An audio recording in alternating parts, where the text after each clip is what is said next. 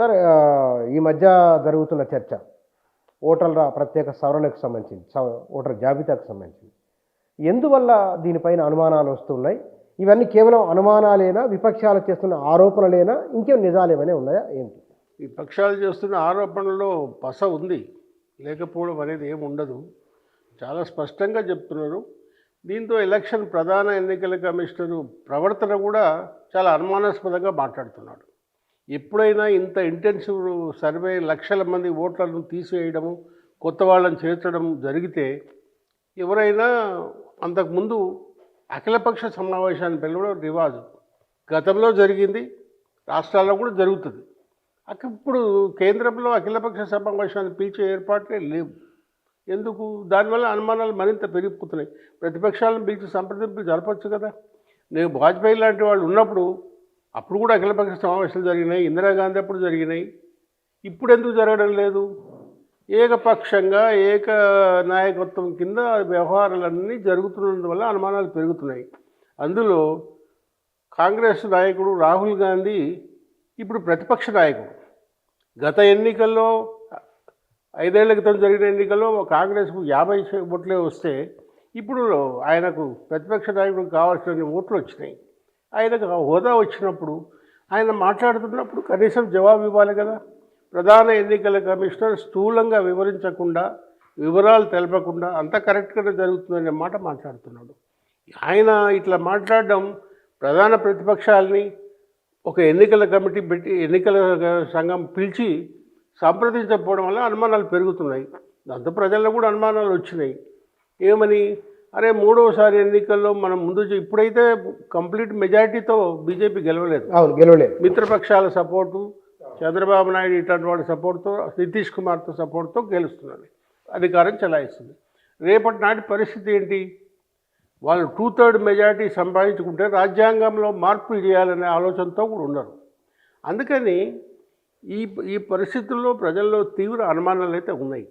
ఇంకా కొన్ని చోట్ల ఎన్నికైన పోలైన ఓట్ల కంటే లెక్క పెడుతున్న ఓట్లు ఎక్కువ ఉన్నాయి అనేది స్పష్టంగా కొన్ని ఉదాంతాలకు కూడా రాహుల్ గాంధీ చెప్తున్నాడు. అయినా ఎన్నికల కమిషనర్ ప్రవర్తనలో ఏమీ మార్పు లేదు. ఆయన టీవీల్లో మాట్లాడుతుంటే కూడా చాలా డిఫెన్స్లో పడి మాట్లాడుతున్న అనుమానాలు వస్తున్నాయి. ఎంఫసిస్గా కరెక్ట్గా చెప్పడం లేదు. ఆయన ఒకవేళ సరైన పని చేస్తే వీళ్ళకు అందరినీ పిలిచి చెప్పొచ్చు. 3 ప్రధాన ఎన్నికల కమిషనర్లు కూడా ఎన్నికల కమిషనర్ అన్ని వివరాలు చెప్పాల్సింది అందరినీ పిలిచి అనే అభిప్రాయం వ్యక్తం చేసింది. ఇంతకుముందు మాజీ ప్రధాన ఎన్నికల కమిషనర్. ఇంతకంటే ఏం చెప్పాలి? ఈ రోజుకు కూడా ఎన్నికల ప్రధాన కమిషనర్ సరైన జవాబులు ఇవ్వలేకపోతున్నాడు, తడబడుతున్నాడు. మనకు కలుగుతున్న అభిప్రాయం ఇది ఆయన మాట్లాడుతున్న తీరు చూస్తుంటే. అంటే రాహుల్ గాంధీ అంటున్నట్లుగా లేదా విపక్షాలు అంటున్నట్లుగా ఎన్నికల కమిషన్ ఒక రాజకీయ పార్టీలాగా వ్యవహరిస్తున్నది, ఇది సరైనది కాదు అని అంటే ఆయన నైతికత ఉంటుంది మనిషికి ఎక్కడో దగ్గర. కనీసం అదన్నా పనిచేసి మాట్లాడేందుకు అది కూడా ఎందుకు లేదు అనేది. అదే లేదు, మొండిగా పోతున్నారు. అంతే, మొండిగానే పోతున్నారు. వాళ్ళ ప్రవర్తన, వాళ్ళు ప్రవర్తిస్తున్న తీరు చాలా అనుమానాస్పదంగా ఉన్నది. ఈయన ఎన్నికల ప్రధాన కమిషనర్ ఉంటే ప్రభుత్వం తరఫున కూడా ఎవరో ఒకరు మాట్లాడాలి కదా. హోంమంత్రి అమిత్ షాను, ఇంకెవరో ప్రధాని కూడా మాట్లాడచ్చు. కానీ వాళ్ళు ఏమంటారంటే చొరబాటుదారులకు మద్దతు ఇస్తున్నారు. అందుకే అవే చెప్పండి. ఎన్ని లక్షలు ఎందుకు మద్దతు ఇస్తారు చొరబాటుదారులు? ఎన్నికైన పోలైన ఓట్ల కంటే లెక్కబెట్టిన ఓట్లు ఎక్కువ ఉన్నప్పుడు అక్కడన్నా జవాబులు చెప్పాలి కదా. స్పెసిఫిక్ ఉదంతాలు చెప్పిండు రాహుల్ గాంధీ. వివరణ ఇవ్వాలి కదా తెల్లారి వెంటనే. ప్రతిపక్ష నాయకుడు మాట్లాడితే దానికి ప్రభుత్వం క్లారిఫికేషన్ ఇవ్వాలి కదా. అటువంటిది ఏమీ లేదు, ఒకటే జవాబు. చొరబాటుదారులను చేస్తున్నారు, బోగస్ ఓట్లు ఉన్నాయని చెప్పడం. కొన్ని ఇళ్లలో 100కు పైగా ఓట్లు ఉన్న సంగతి కూడా దృష్టాంతాలు కూడా బయటకు వచ్చినప్పుడు సో వాళ్ళు ఒకే పద్ధతిలో పోతున్నారు. ఇంకోటి ఏంటంటే ఎన్నికల ప్రధాన కమిషనర్ రిటైర్మెంట్ ఏజ్లో ఉన్నాడు, దగ్గరలో సమీపంగా రిటైర్మెంట్. పదవులు ఇస్తున్నారు. రిటైర్మెంట్ అయిన వాళ్ళకి ఏదో పని జరిగితే ఇస్తున్నారు. ఇదివరకు అయోధ్య విషయంలో తీర్పు ఇచ్చిన అతనికి రాజ్యసభ ఇచ్చారు. అట్లా చాలామందిని అకామిడేట్ చేశారు. ఇంతకు పూర్వం ఇట్లా లేదు కదా, ఇంతకు ముందు ఇట్లా లేదండి, లేదు. ప్రతిపక్షాలంటే గౌరవం ఉండే, చాలా రెస్పెక్ట్గా ఉండే. వాళ్ళు ఏమి మాట్లాడినా ప్రభుత్వం రెస్పాండ్ అయ్యేది, దానికి జవాబులు ఇచ్చేది. ఇప్పుడు జవాబులు ఇచ్చే పద్ధతి లేదు. వాజ్పేయి ఆల్సో వాజ్పేయి లాంటి వాడు కూడా అవతల పక్షం కాంగ్రెస్ పక్షంలో తప్పులు చేస్తే తప్పులు ఎట్టగట్టు, మంచి పనులు చేస్తే మంచి పని చేయి. వాజ్పేయి ఎంత బాగా పొగిడాడు బంగ్లాదేశ్ విముక్తి అప్పుడు ఇందిరాగాంధీని, అపర ఖాళీ అని వర్ణించాడు. మామూలుగా అపోజిషన్ వాళ్ళు అంత పెద్ద పేరు పెట్టి పిలవరు కదా. అందుకని మంచిని మంచి, చెడుని చెడు అనే తత్వం ఉంటే ప్రభుత్వం ముందుకు పోతుంది. ఇప్పుడు సందర్భం వచ్చింది కాబట్టి నెహ్రూ కూడా బాగా దూషిస్తున్నారు ఈ మధ్య. మామూలు కాదు, మీరు కూడా చూసి ఉంటారు కదా సోషల్ మీడియాలో. ఆయన నిజంగానే అధికారంలో ఉన్నప్పుడు నెహ్రూ ఒక నాయకునిగా ఈ దేశాన్ని నిలబెట్టిన తీరు ఏమిటి, నెహ్రూ విపక్షాలకు ఇచ్చిన విలువ ఏమిటి, నెహ్రూ నైతికత రాజకీయాలలో, వ్యక్తిగత విషయాలు, వ్యక్తిగత జీవితం అందరికీ ఉంటుంది, ఇవేమిటి? శ్రీ అన్నాడు, ప్రైవేట్ లైఫ్ మీ సొంతం, పబ్లిక్లోకి వస్తే ఏమైనా అంటామని. నెహ్రూ ఎప్పుడో జైల్లో ఉన్నప్పుడే భారత దర్శనం, డిస్కవరీ ఆఫ్ ఇండియా అని పెద్ద గ్రంథం రాసింది. ఆ గ్రంథం చదివితే నాలాంటి వాడికి, నేను 20 ఏళ్ల కిందనే చదివినాం. భారతదేశాన్ని అతను ఎంత ప్రేమించుండు, భారత సంస్కృతిని ఎంతగా అభిమానించుండు, ఎంత నాలెడ్జ్ ఉంది అనేది నాకు అర్థమైంది ఆ రోజుల్లో.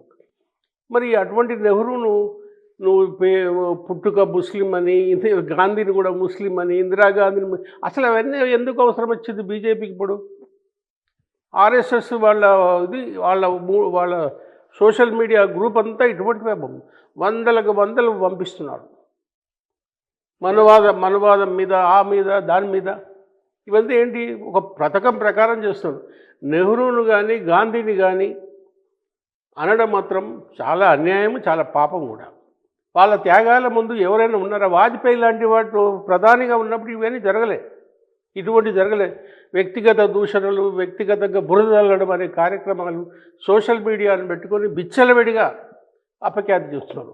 దానివల్ల బీజేపీకి మంచి జరగదు, చెడే జరుగుతుంది. నెహ్రూ చేసిన నేనండి మీకు ఎగ్జాంపుల్ చెప్తా. 10 ఏళ్ళు ఆయన దాదాపు జైల్లో గడిపాడు నెహ్రూ, స్వాతంత్ర పోరాటం.